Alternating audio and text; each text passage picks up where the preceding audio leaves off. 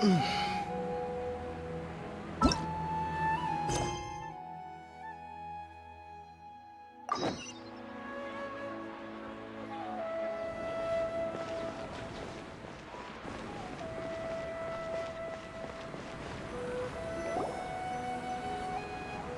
you want some alone time to think? Alright then, Paimon won't disturb you.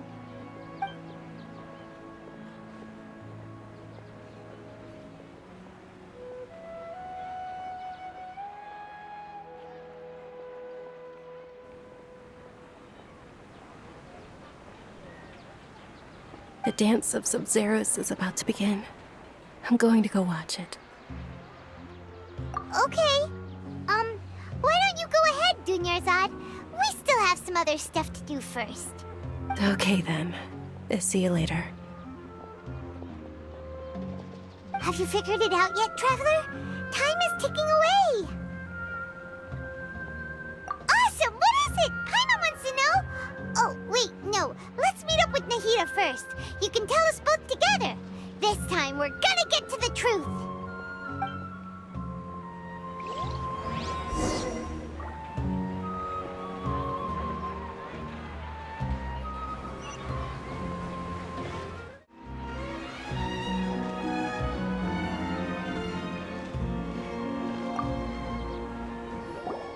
You're back! I've been waiting forever for you two. Judging by the looks on your faces, are you ready to take your Subzeruz exam and graduate from the festival? Okay, first off, have you discovered the hidden truth?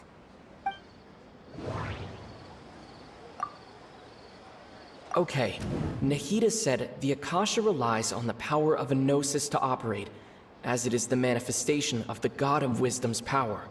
It compiles the wisdom of the entire populace, and it grants knowledge to the people. We've already experienced the Subzeruz festival many times, and the day of the festival seems to be in a perpetual samsara.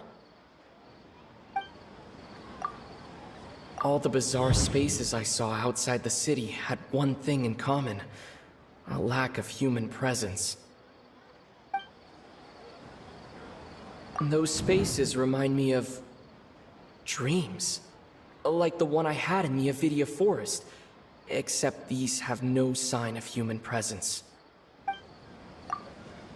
The moon, illusions, and lies. What do they all mean? People in Sumeru don't dream. What a strange phenomenon.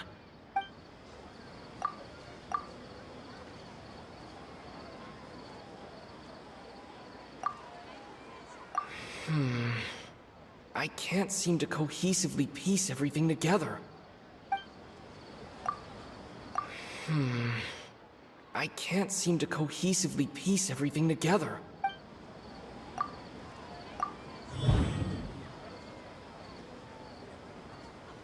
We are all in a dream. It isn't that the people of Sumeru don't dream. Rather, the Akasha is taking their dreams from them. People in Sumeru think they don't dream, but the truth is the Akasha steals their dreams without them knowing it. And those spaces with no human presence are stolen dreams without their host. That would explain why they sounded so weird when he was trying to describe them. Huh. So people in Sumeru do dream after all.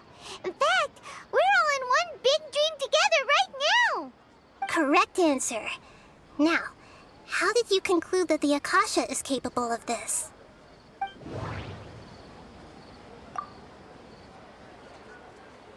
It is the manifestation of the God of Wisdom's power. The Akasha relies on the power of a gnosis to operate, and it grants knowledge to the people. It compiles the wisdom of the entire populace. That doesn't sound right. I need to carefully think things through.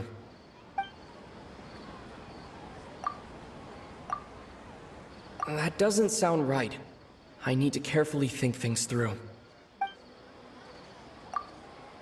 That doesn't sound right. I need to carefully think things through. Oh, okay. Those dream-controlling creatures in the forest also get their power from the Dendro Archon, right? That would explain why the Akasha has the ability to control people's dreams, too. But is stealing everyone's dreams really how the Akasha compiles their wisdom? Isn't there anything more to it than that? Dreams are fantastical, complex, and full of imagination. People's brains are the most active when they're dreaming. In other words, dreams are rich bundles of human wisdom.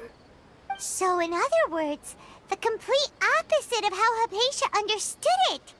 Paimon remembers her saying that the sages think dreams are foolish delusions, and the fact that no one dreams is a blessing from Greater Lord Rukkhadevata. So it was all a dirty trick? The real story is that the sages from the Academia are using the Akasha to steal people's dreams for their own use, huh? Oh? By the sounds of it, you understand the current situation pretty well. So then, what about the samsara? The beep is a prompt tone for Akasha operations. We still hear it every night, even though we removed our Akasha terminals.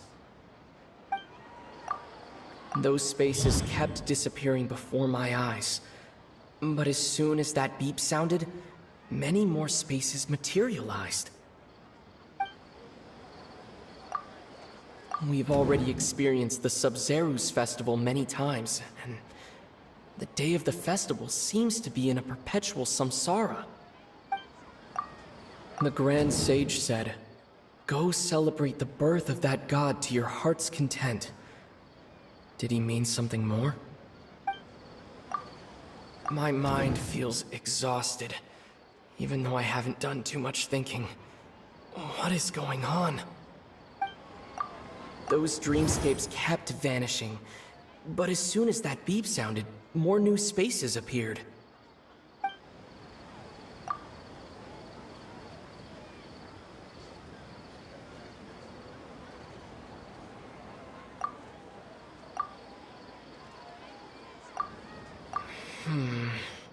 I can't seem to cohesively piece everything together.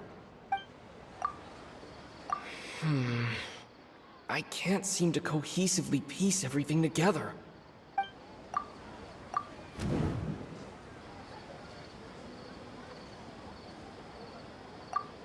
Correct.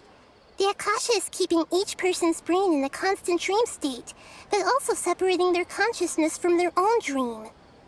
Their disembodied consciousness is placed inside the collective dream of the Subzeruz festival along with everyone else's, while their now vacant dreams are harvested by the Akasha. No one is any the wiser as another day passes in the dream, and so begins another samsara cycle. People wake up to yet another dream about the Subzeruz festival. The dreams that belong to them are once again harvested by the Akasha, and so it continues. So, this is like a dream factory, and the Akasha is a dream harvesting machine. Did Paimon get that analogy right? Very good, Paimon. Using analogies well is an excellent habit to get into. Okay, so that beep we keep hearing is actually from our real-life Akasha terminals. Taking off our terminals in this dream doesn't do anything. All right, last question. Who am I?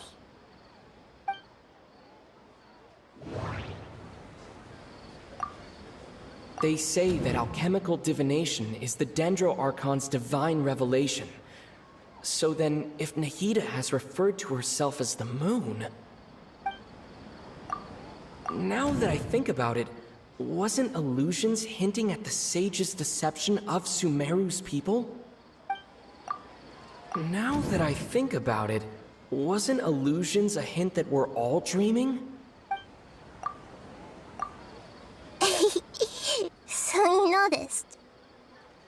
I thought that one would be the hardest question. That's why I put it last. That wasn't hard at all. Even Paimon guessed that. Everything about you is different.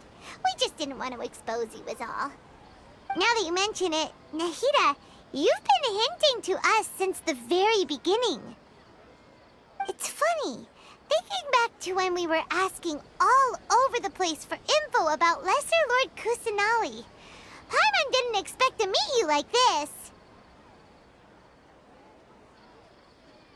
Yes, those can wait until we're back in real life. On the other hand, I'd be happy to answer any more questions you have about here and now.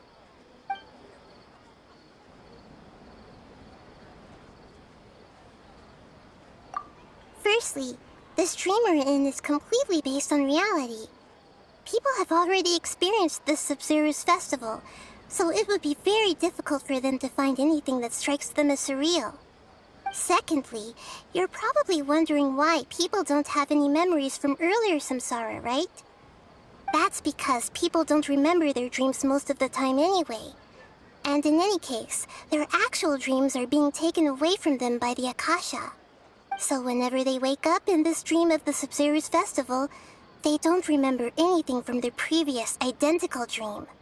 That reminds Paimon. Traveler had a dream when we were in the Avidia forest, but couldn't see what it was about after waking up. Is that an example of what you mean? Yes. Only after receiving the blessing of Dendril can a person gain the Dendril element's dream-enhancing power. That explains the feelings of deja vu. Meanwhile, everyone else has no idea that they are in the Subzeruz Festival Samsara, while their dreams are stolen from them over and over again.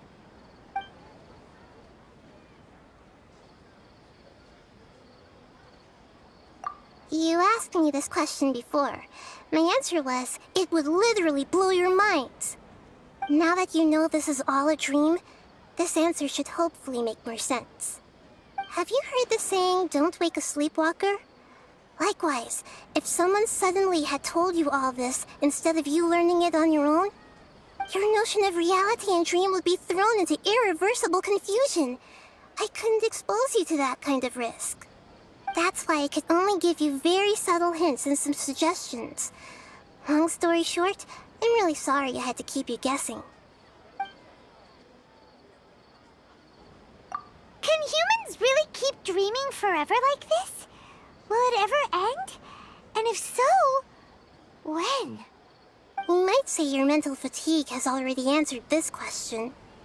Eventually, there's only so much that people can tolerate. Especially those whose health is compromised to begin with, like Dunyarzad.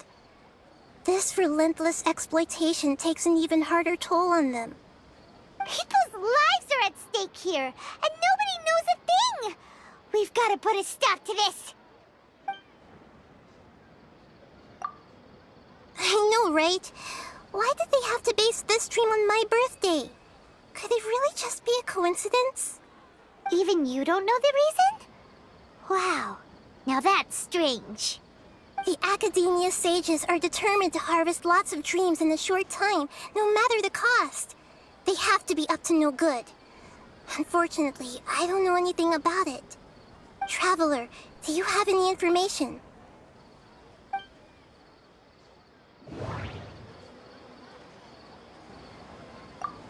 The Grand Sage said, "Go celebrate the birth of that god to your heart's content." Did he mean something more? Celebrate the birth of that god? Could it mean...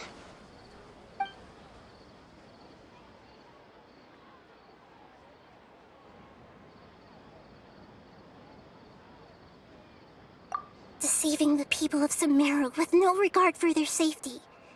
No matter what they're trying to do, this is unforgivable. After we end the Subzeruz Festival Samsara, we have to look into them. How can the sages of the Academia do this behind their Archon's back? This is ridiculous! In the end, I'm just the moon. The real sun is long gone. A sun and a moon? Nahida's talking in riddles again. Oh, we're out of time today. I'll tell you how to break free of the samsara tomorrow. See you then.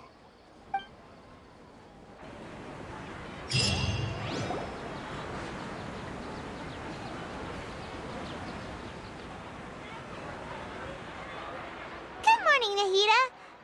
Wait. Now that Paimon remembers everything, should we instead say good morning, Lesser Lord Kusanali?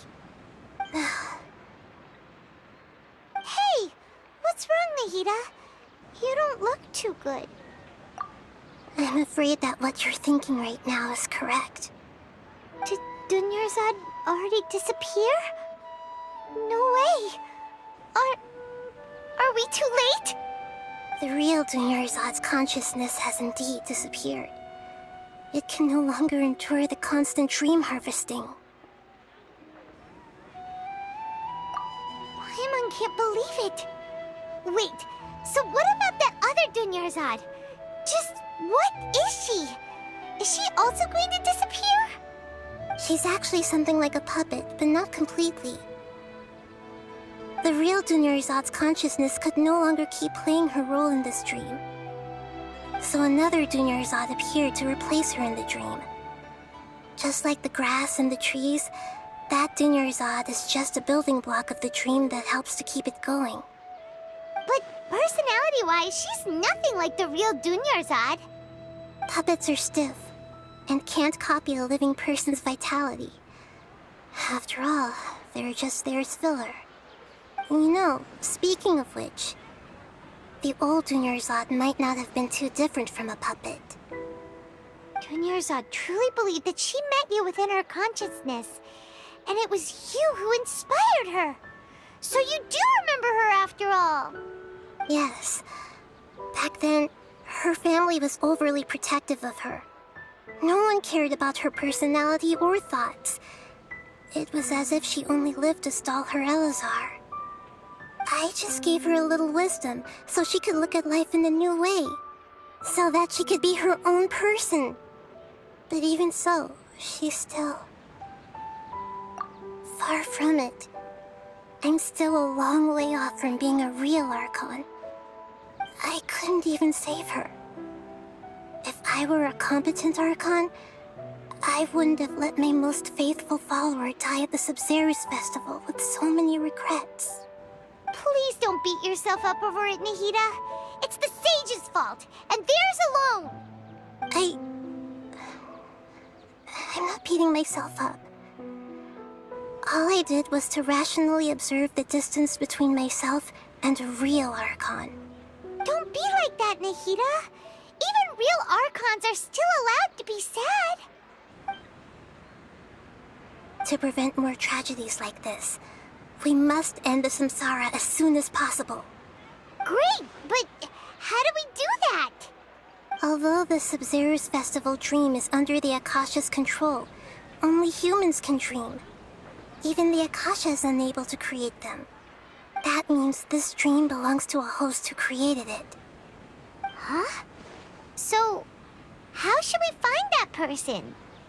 Well, if this is someone's dream, then everything here must come from deep within their consciousness. Which means, with the power of imagination, they can change anything in this dream. Imagination? What do you mean by that? Imagination means breaking through what you perceive as normal. Like when a server at a tavern brings a plate to you, you'd naturally assume that food is on it.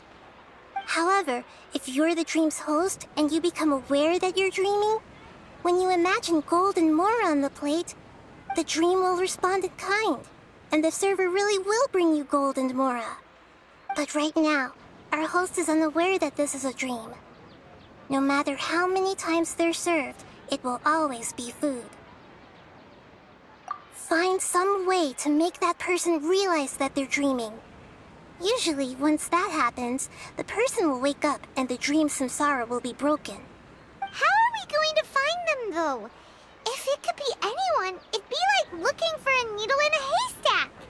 And even if we did find them, how are we supposed to make them realize they're dreaming? After all, like you said, don't wake a sleepwalker. It's extremely difficult, yes. But the only ones who can do it are you two. Remember, Everything you've achieved up to this point has all been for the sake of finding the host and ending the samsara. As for me, during this time, I'll be out of town. Out of town? Are you going to that place full of dreams where the Traveler went? Yes. I want to try something. There must still be a small wisp of possibility. Hurry and go. Dreams are supposed to be fantastical, romantic, and full of pleasant surprises. Unnecessary things like this samsara need to end. Paimon's still a little upset that we've come this far only for Dunyarzad to... She was such a good person, with such a simple wish. But fate was against her. Yeah, saving Dunyarzad is what kept us going this whole time. But we mustn't lose hope, Traveler.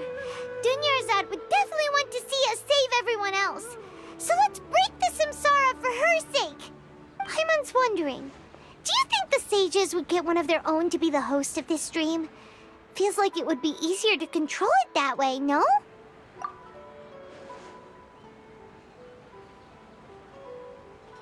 Huh. That's true. Plus, the sages probably weren't counting on there being other factors beyond their control, like Nahida and us. So, who do you think the host of the dream is? Oh, that would make sense! Ferris, the Knight of Flowers, is a symbol of the whole Subzeruz festival, right? Pretty core character. Let's go ask him some questions, shall we?